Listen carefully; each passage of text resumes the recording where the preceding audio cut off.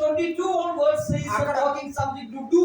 22వ వచనం గమనిస్తే అక్కడ ఏమి చేయాలో రాయబడి ఉన్నవి. అయితే ఆత్మ ఫలములు ఏమనగా ప్రేమ, సంతోషము, సమాధానము, దీర్ఘశాంతము, దయాళత్వము, మంచితనము, విశ్వాసము, సాత్వికము, ఆశా నిగ్రహము.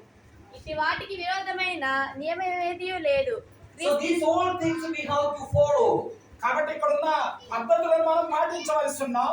పైన ఏమి చేయకూడదో చెప్పాడు, కింద ఏమి చేయాలో చెప్పబడి ఉన్నవి. Maybe you are going through some difficult situations. నీవు కొన్ని కష్టకరమైన పరిస్థితుల్లో గుండా నువ్వు ప్రయాణం చేస్తున్నప్పుడు, You are going through great sorrow in your life. నీ జీవితంలో గొప్ప పోరాటాన్ని బట్టి నువ్వు వెళుతున్నప్పుడు, As a human being, it is not the time for happiness. నీ జీవితంలో సంతోషం లేనప్పుడు, It is not the time to rejoice.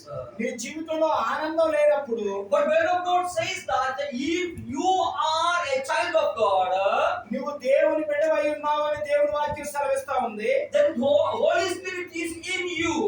పరిశుద్ధాత్మ దేవుడు నీలో ఉన్నాడు. Through that Holy Spirit, even though you are going through the sorrowful situation, again you can rejoice in the presence of God.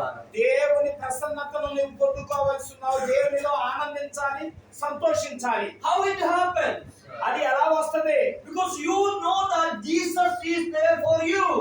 ఆయన యేసు ప్రభు నీ కోసం మరణించాడు. I believe that I am a child of God. నేను దేవుని బిడ్డను కనుక నేను నమ్ముతున్నాను. And I believe that the God is there for